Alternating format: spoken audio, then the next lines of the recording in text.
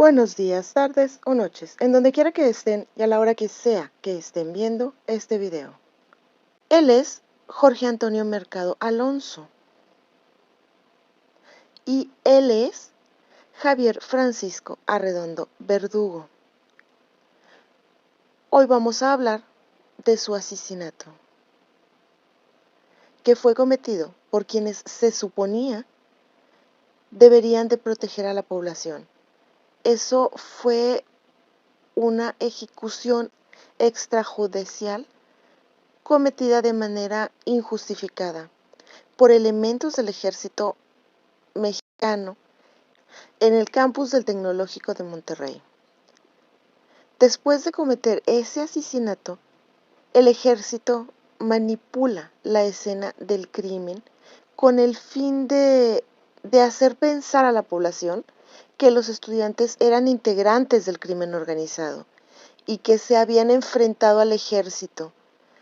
Claro que todo esto era falso, revictimizando así a ambos jóvenes y a sus familias, y poniendo en duda su honor.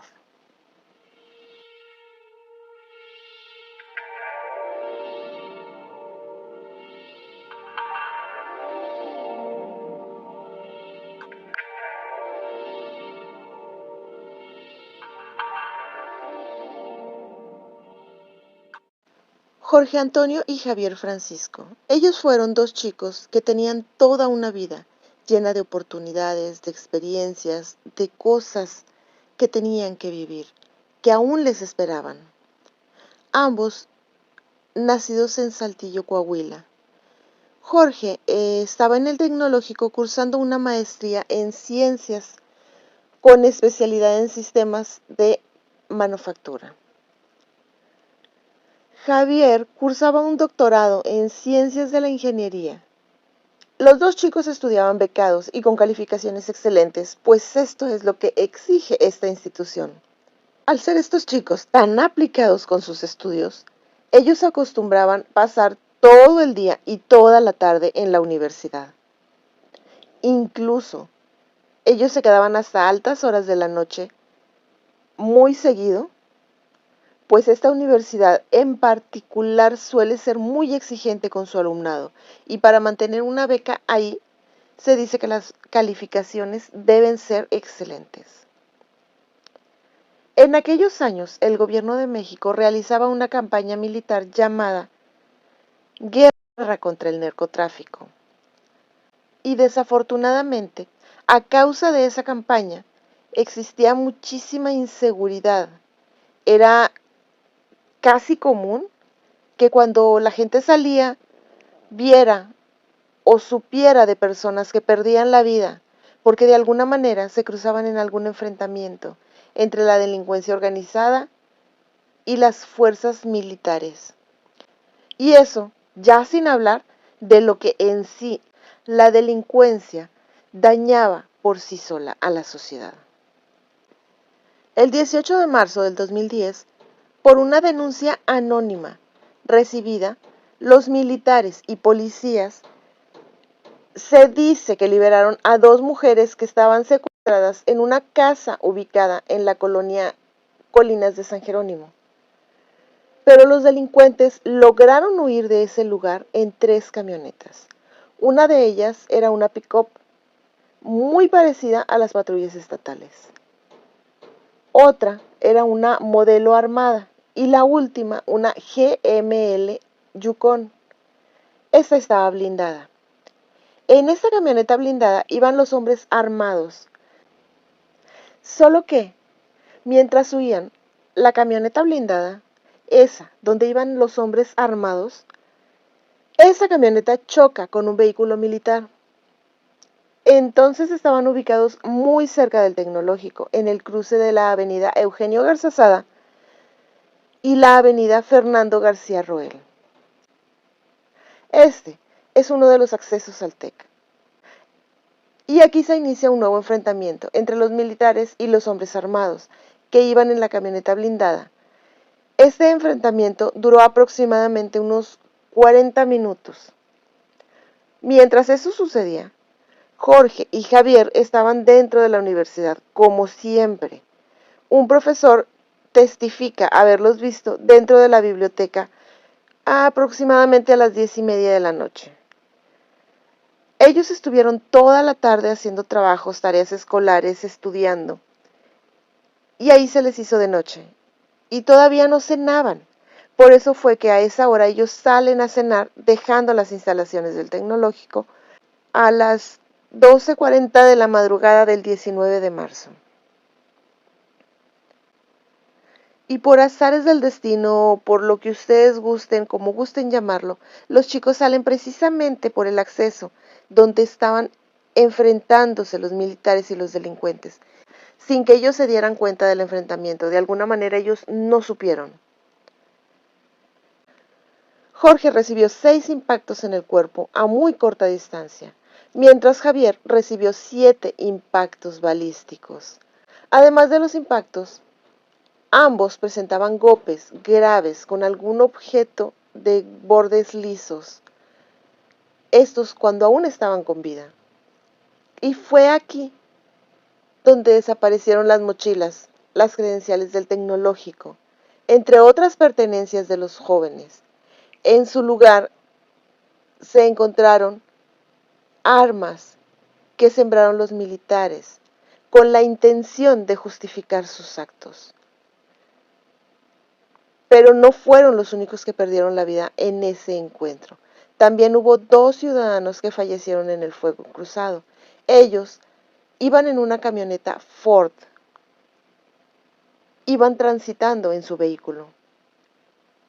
Pero aquí uno de los peores errores fue que los medios de comunicación solo repitieron la versión oficial.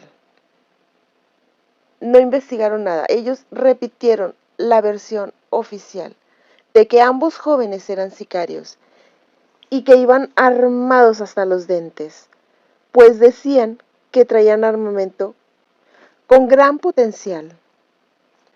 Los padres de ambos jóvenes veían las noticias, vieron el enfrentamiento, pero jamás sospecharon que sus hijos eran víctimas de estos hechos. Fue hasta que los jóvenes no llegaban a sus hogares que sus padres comienzan a buscarlos.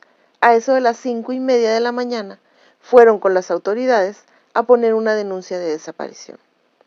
Se supone que la policía inicia una búsqueda que duró 48 horas.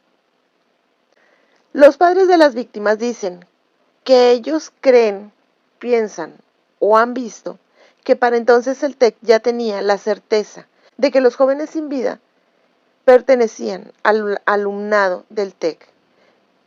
Ya tenían la certeza de que esos jóvenes eran sus estudiantes. Pero por alguna razón lo omitieron. Y los padres piensan que lo omitieron para cuidar su reputación. De hecho, entonces todas las autoridades, los medios de comunicación, los trataban como si realmente sus hijos fueran unos delincuentes. Esto porque la primera declaración del ejército mexicano y de algunos elementos de la policía fue que los chicos no eran estudiantes, que los chicos habían salido de la camioneta blindada y que se enfrentaron a los militares con armamento pesado y que huyeron al interior del TEC y que ahí fue donde murieron.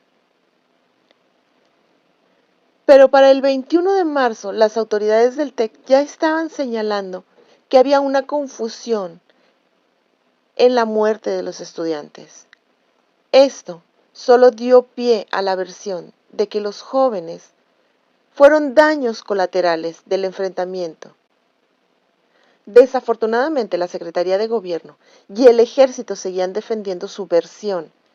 Y esto lo hicieron por un largo tiempo, a pesar de que ese mismo año la Comisión de Derechos Humanos, después de una investigación, mencionó ciertas irregularidades en el caso, pero no fue tomada en cuenta por las autoridades.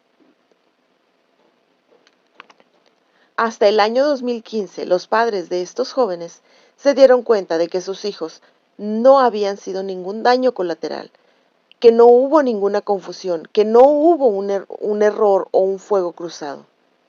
Supieron que los jóvenes fueron arrestados, golpeados y ejecutados a sangre fría. Después les robaron su identidad y de forma muy infame declararon que ellos eran sicarios, revictimizándolos ante toda la sociedad, aún sabiendo que esto era falso. En el 2016, los primeros 3 militares fueron detenidos. Esto solo después de una serie de denuncias por parte de los padres de Javier y de Jorge. Se hicieron investigaciones que revelaban que los jóvenes fueron acribillados por los militares. Hasta que finalmente, un martes 13 de marzo del 2019, el gobierno mexicano reconoció la participación del ejército en los hechos y pidió disculpas públicas a los familiares de los jóvenes. También se reconoció por primera vez la manipulación de los hechos y la ocultación de evidencias que rodearon el asesinato. También se reconoció el valor de los familiares, pues ellos fueron clave para que se aclarara este extraño altercado, esto que sucedió 9 años atrás. Por este caso, 6 militares fueron identificados como los responsables materiales. 5 ya fueron detenidos, pero 1 permanece desaparecido. Solo que desafortunadamente no hay ninguna sentencia en su contra, pese a haber pasado 13 años de los terribles hechos y después de 7 años de las primeras detenciones, aún no hay avances en el proceso penal. Los familiares seguirán luchando por justicia para Jorge y para Javier. Y bien, hasta aquí llega el video de hoy. Gracias por acompañarnos hasta el final. Gracias por todo su apoyo al canal, con suscripciones, comentarios, likes, compartiendo con las personas que saben que les gustan este tipo de temas, dándole a la campanita para que les avise cuando hay nuevo video. Sin nada más que decir y de todo corazón, deseo que terminen de tener un espectacular día, tarde o noche. Hasta el próximo crimen.